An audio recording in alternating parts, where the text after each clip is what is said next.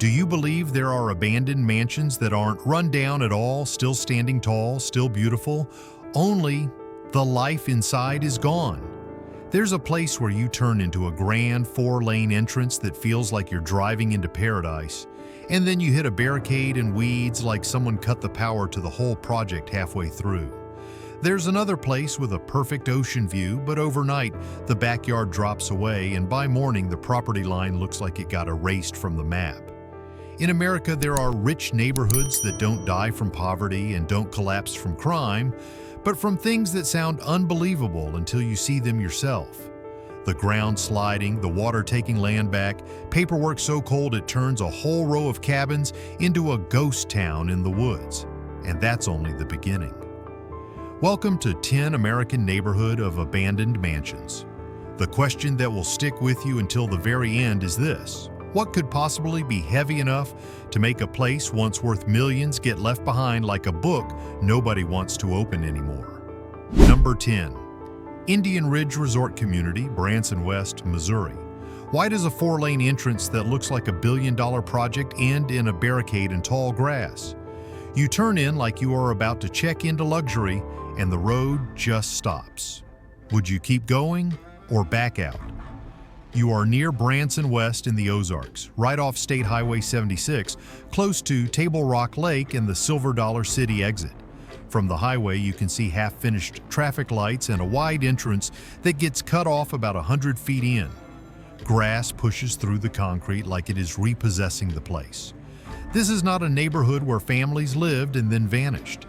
This is a neighborhood where the dream got built first and the people were supposed to arrive later. A town that never got residents and still became a ghost. Indian Ridge was pitched as a mega resort community, roughly 900 acres with a plan around $1.6 billion. Think big hotel, huge indoor water park, shopping, golf, marina, the kind of vision that tries to print money before it builds doors. So why is it empty? Because the money pipeline snapped.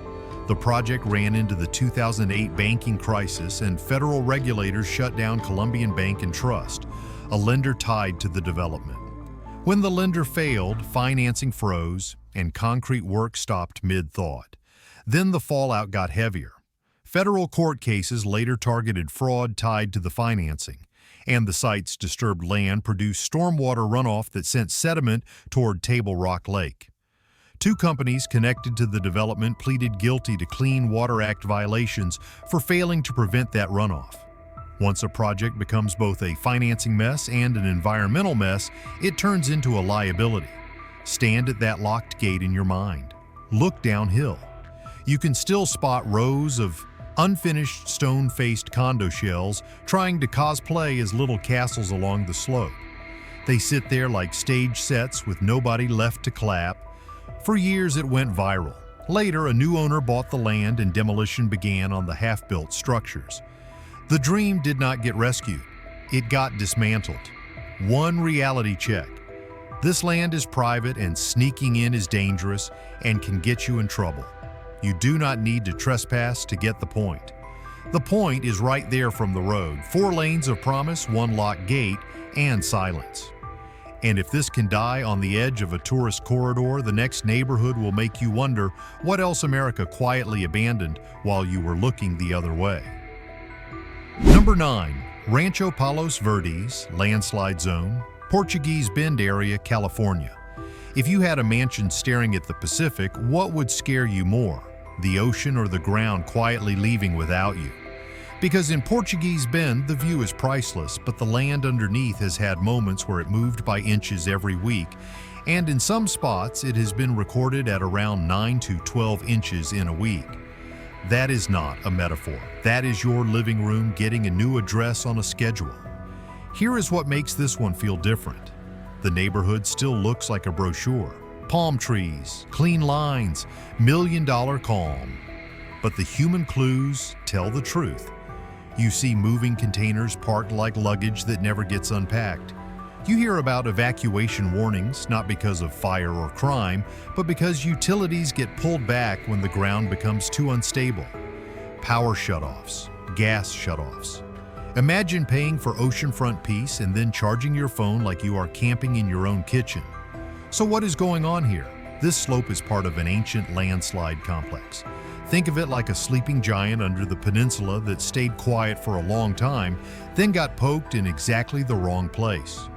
The Portuguese Bend landslide was reactivated in 1956 after roadwork and development disturbed the area, and it has been moving ever since. That is the brutal punchline. Money can buy a view, a gate, a chef's kitchen, a perfect driveway. Money cannot buy the word stable when the geology refuses to sign the contract. Now picture the day today.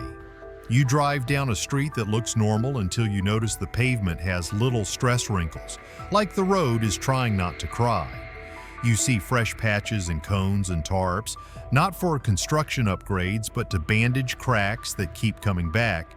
The ground is doing what it wants, and the city is basically playing whack-a-mole with asphalt. And then the question that sticks in your brain: if the land under your feet can still slide week by week, is your dream home a real asset? Or are you just renting it from geology until your lease gets canceled? This is not a ghost neighborhood where everyone fled overnight. It is a rich neighborhood learning, slowly and publicly, that nature does not care about your zip code.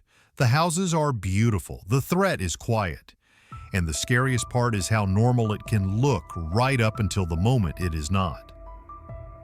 One quick reality check. Damaged areas can be dangerous, and parts of this situation involve private property and restricted access. You do not need to go looking for a crack in the road. The bigger crack is the idea that wealth automatically equals safety. And if you think ocean view mansions should be immune to becoming a waiting room for the next warning, the next place will mess with your confidence even more. Number 8. Forest Cove, Kingwood, Houston, Texas. How does a riverside dream turn into a blank scar on the map, right next to neighborhoods that are still alive and grilling on weekends? Picture this. You drive through Kingwood and everything feels normal. Then you hit a stretch where the houses look like they got erased, not aged. Would you keep staring, or would you look away because your brain hates unfinished stories? Forest Cove was sold as the classic water view advantage.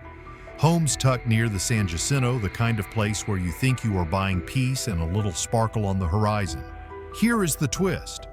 A lot of this was sitting deep in the floodplain and even in the floodway, which is basically the river's emergency lane.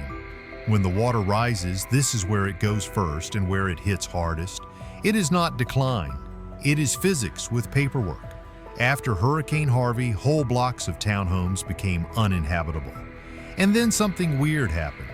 The neighborhood did not just die, it lingered. The buildings sat there like empty teeth, getting tagged with graffiti and used as a dumping spot, creating this awkward void right beside people still trying to live a normal life. You know that feeling when a missing tooth makes your tongue keep checking the gap? That was the community day after day, so why did the whole place take so long to disappear? Because these were multi-owner units. Condos and townhomes are not one house, one deed, one decision. Officials had to buy out enough individual owners to get full ownership before they could legally demolish an entire building. That meant years of waiting on signatures, paperwork, and funding while the shells kept aging in public. And the money part is not mysterious either. One demolition phase was priced around $300,000, and it ran through a FEMA hazard mitigation grant cost share, 75% federal, 25% local.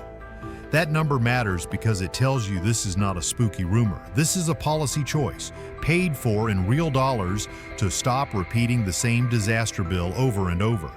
Now ask yourself the uncomfortable question. If the river keeps taking the same space back, was that neighborhood ever truly a neighborhood? Or was it always a temporary lease written in floodwater ink? The end goal of buyouts is blunt but smart.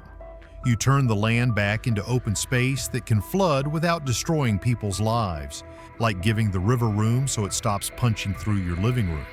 And if you think an entire community turning into planned emptiness is unsettling, the next place will show you a different kind of abandonment, where the structure is still standing, but the safety net is the thing that quietly vanished.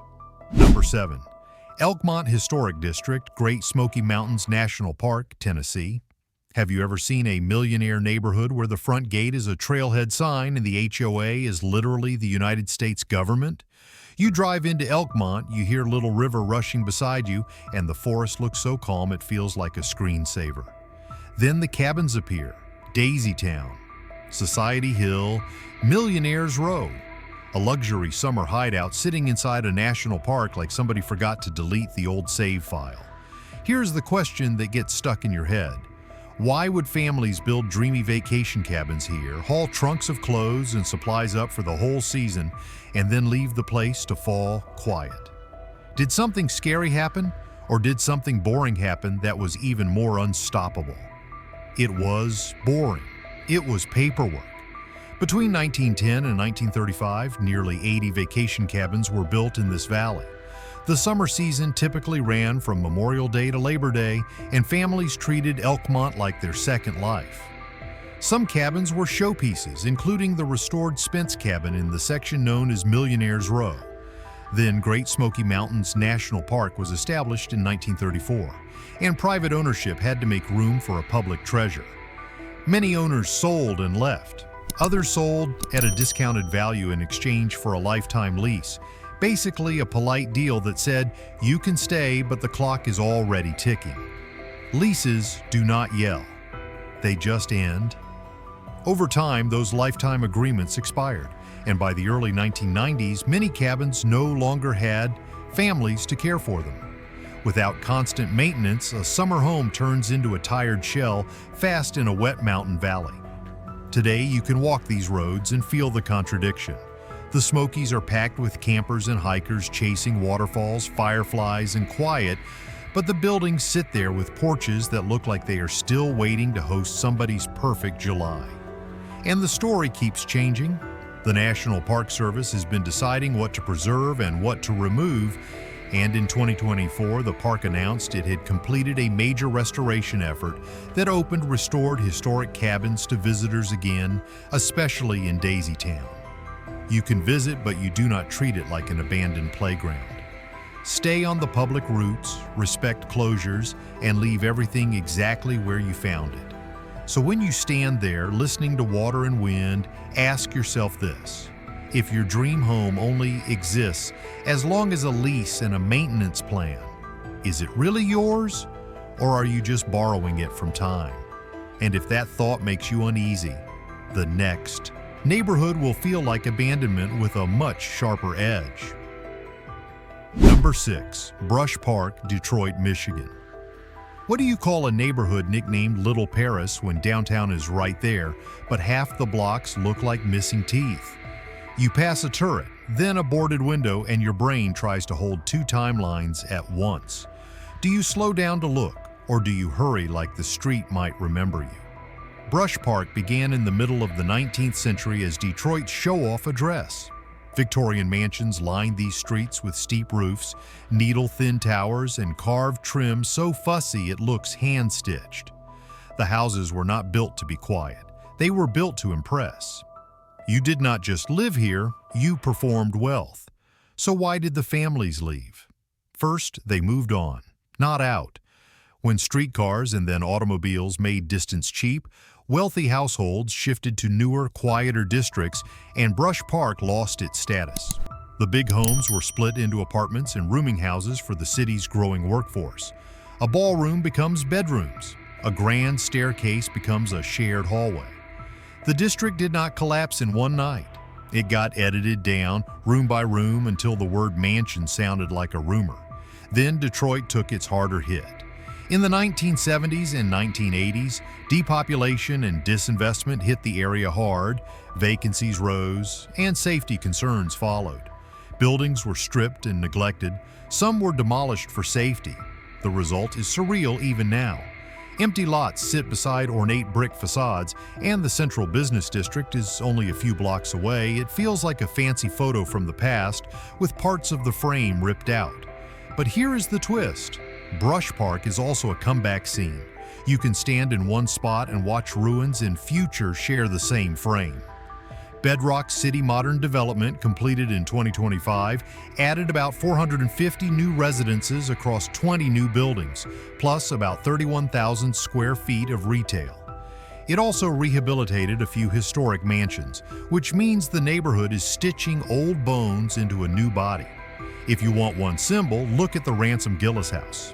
It sat empty since the mid-1960s, then it was restored and reopened years later. That is Brush Park in one sentence. It drops, it waits, it gets pulled back up. Now the question that sticks: when a place rebounds, who comes back? And what are they really buying, history, location, or profit? And if you think that tension is messy, the next neighborhood will show you a place where the past did not get renovated, it got sealed up and left to rot in plain sight. Number 5. Tundra Village, now called Palo Alto Villas, southwest San Antonio, Texas. How do you abandon a neighborhood that never had neighbors? You pull off Texas 16 and see rows of fresh-looking townhomes sitting in open fields, like somebody pressed pause on move in day. You expect porch lights. You get dirt roads, weeds, and a silence that feels less like peace and more like missing wiring. Would you drive farther in, or would you turn around the second you realize the quiet is not calm? It is unfinished. Here is the shock. Nobody fled. The project froze before families could arrive. Tundra Town Home Village was described as being developed without an approved plat or master plan. That sounds like paperwork until you translate it into real life. Basic infrastructure was never installed. No roads, no electricity, no water lines, no sewer lines. Some buildings were even built in a floodplain, turning drainage and wastewater into a permanent fight. So you end up with dozens of 4-unit shells that look new from far away, but up close feel hollow, like a subdivision that forgot the part where humans actually live. Then the story turns from sloppy to criminal. The developer, Mauro T. Padilla, pleaded guilty to lying to a bank to get construction draws and using some of the money for personal expenses. He was sentenced to 12 years in federal prison. When the money becomes a crime scene, everything else becomes a freeze frame. Foreclosure, FDIC control after the lender failed, lawsuits that drag on, and while adults argue in court, a place like this becomes a buffet for scavengers. Copper wiring gets pulled. Anything with resale value disappears. The buildings age in public, and the longer they sit, the more they invite damage. You do not need a spooky legend when the real horror is simple. If ownership is tangled, repairs do not happen. But the ending is not pure decay. In 2017, TVPA Partners acquired most of the property through an FDIC sale, rebranded it as Palo Alto Villas, and planned rehab in phases, like finishing 15 units at a time. The pitch was affordable for sale housing, turning a failed blueprint into something usable. So here is the question you cannot unthink. If a neighborhood can be built without roads, power, or sewer, was it ever a neighborhood? Or was it a financial machine wearing a house costume? And if that sticks with you, the next place will show you a different kind of abandonment where people did move in and still had to leave. Safety note: this has been private property and conditions can be hazardous. Looking from public roads is enough. Number 4. Bayou, Corne, Assumption Parish, Louisiana. What do you do when your neighborhood does not get abandoned by poverty or crime, but by the ground itself deciding to exhale and then open its mouth? Picture a quiet bayou community where the loudest drama used to be a boat motor at sunrise. Then the first clue shows up like a bad joke. The water starts foaming. Bubbles rise where bubbles are not supposed to rise. The ground trembles like it is clearing its throat. You tell yourself it is nothing. You try to be normal. But your body does that thing where it listens, even when your brain refuses. And then, on August 3rd, 2012, the land stops being subtle. A sinkhole appears near Bayou, Corne, and suddenly the place has a new landmark nobody wanted. The cause was not a mystery monster, it was a collapse inside an underground salt cavern in the Napoleonville Salt Dome tied to Texas brine, with the cavern owned by Occidental. The enemy was engineering plus geology plus time. The kind of trio that never loses. Officials issue evacuation orders, and roughly 300 to 350 residents are told or urged to get out. Think about how weird that is. You are not running from flames you can see. You are leaving because the ground might keep changing while you sleep. You pack a life into boxes while staring at a yard that looks normal. That is the cruelest part. The house still stands. The trust does not. And the sinkhole does not stay a simple hole. It grows. NASA and JPL described imagery showing it around 25 acres at one point, a brown water scar spreading through the swamp like spilled ink. Later reporting put it around 34 acres by 2016. That is not just expansion. That is a timeline you can measure in lost weekends, canceled birthdays, and mail that never reaches a porch again. This is where the story turns from shock to erosion. The longer the risk lasts, the more it grinds a community down. First it is temporary, then it is months. Then it becomes paperwork, compensation, buyouts, property values that feel like a punchline. At some point, the disaster is not the whole. It is the waiting. And the haunting detail is this. In Bayou, Corne, there is no villain you can point at in a dark alley. There is no single night everyone ran. There is just the ground under your feet, and one day it decides it does not want to keep its promise anymore. If you have ever thought stability is something you can buy, this place laughs quietly and keeps sinking. Number 3. Hideaway Hills, Black Hawk, South Dakota. If you drove into this neighborhood, you would recognize it instantly. Single-family homes, 2-car garages, backyard fences, curving internal streets that feel like every other American subdivision you have ever seen. So here is the brain trap question. How can a place look this normal and still get treated like a quarantine zone? Now imagine you are standing on a quiet street near Rapid City, tucked by the Black Hills, and you see a crack running across the pavement like a zipper that forgot how to stop. You follow it with your eyes because your brain always follows lines. It leads straight to the edge of a sinkhole. Not a spooky abandoned house, not boarded windows, just a clean suburban driveway that suddenly ends where the ground decided it was done pretending. Hideaway Hills is not a ghost town in the usual way. It is a neighborhood that feels sealed. Fences, warning signs, road closures, a couple of cones that look almost insulting against the scale of the problem. The root of it is beneath the lawns, an old gypsum mine. In 2020, a large sinkhole opened and exposed that mine, and afterward more subsidence and ground cracking showed up in other areas. The fear is not only the hole you can see, it is the possibility of voids you cannot. Here is the cruel part. This does not just trap your feet, it traps your finances. For many families, a home is the biggest asset they will ever own.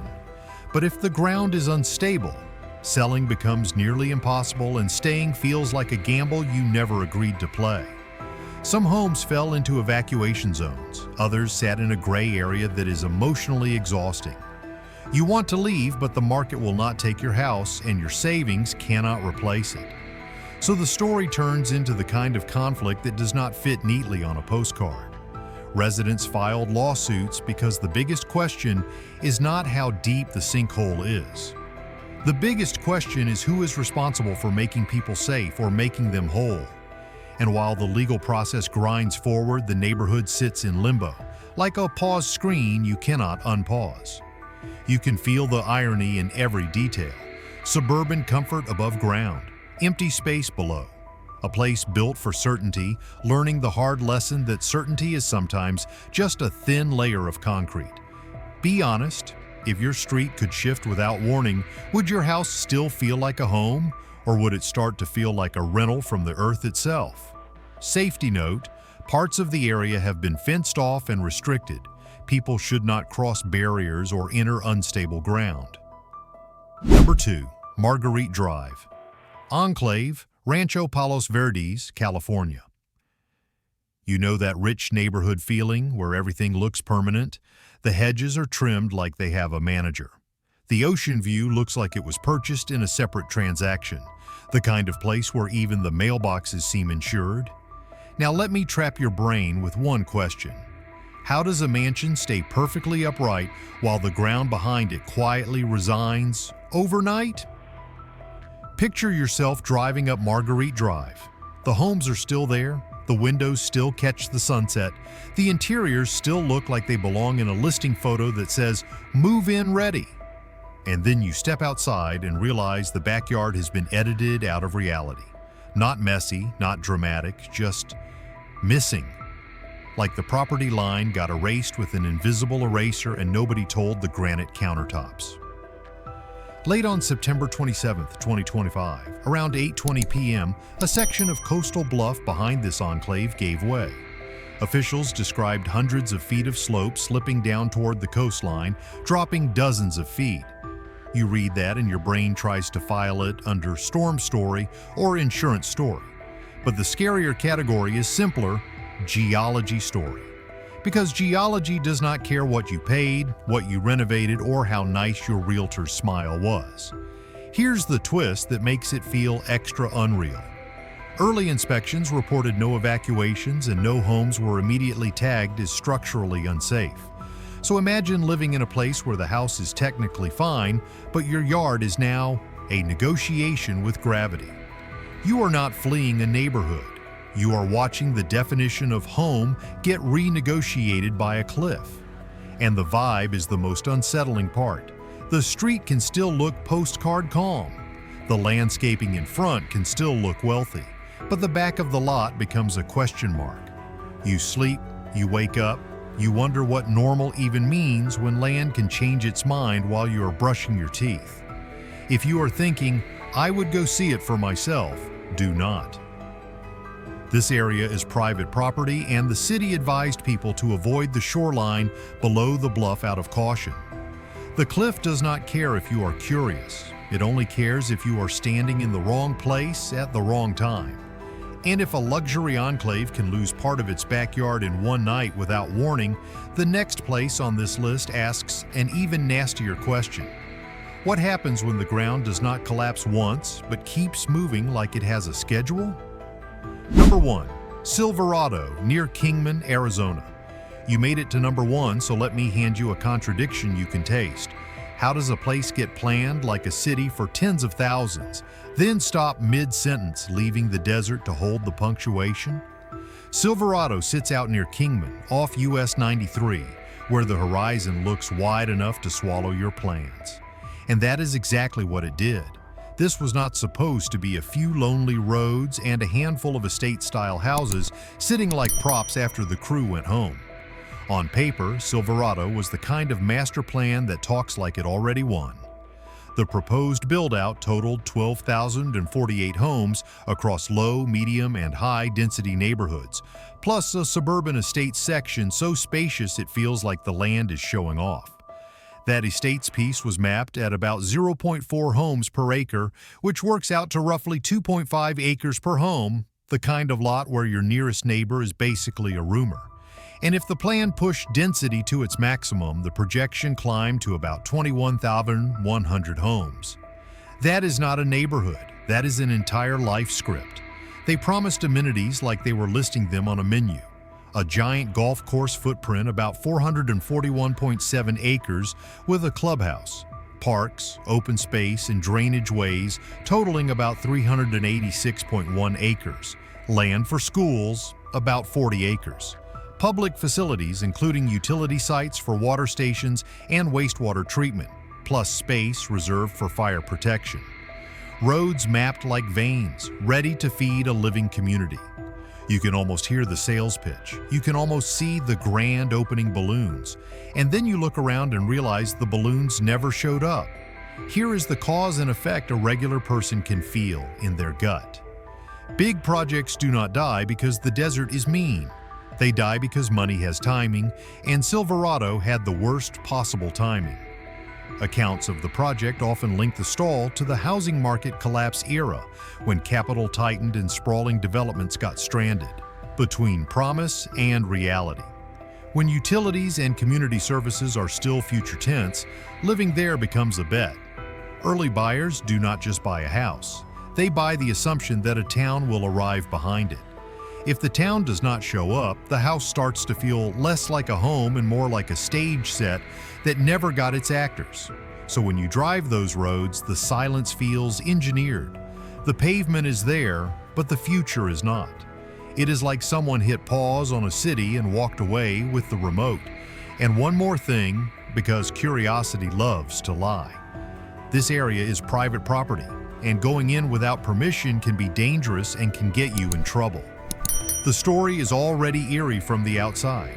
You do not need to become part of it. Now answer this honestly. If a place can be planned down to the acre and still end up unfinished, what exactly are we buying when we buy a dream? So that's the real pattern hiding behind all these abandoned mansions. Most of the time, it isn't one dramatic night. It's a slow chain reaction. The money dries up, the ground moves, the water wins, the paperwork shifts, and suddenly a dream home turns into a question nobody wants to answer. And maybe that's the creepiest part. These places still look expensive from a distance, but up close they feel like warnings wearing nice architecture. Now I want to hear from you. Which neighborhood on this list hit you the hardest? The one built and frozen, the one evacuated, or the one where the backyard literally vanished? And here's a tougher one. If you could buy one of these mansions for cheap, would you take the risk or run the other way? Drop your answer in the comments. Hit like if this made you see luxury differently, and subscribe because the next video goes even deeper into the places America quietly left behind.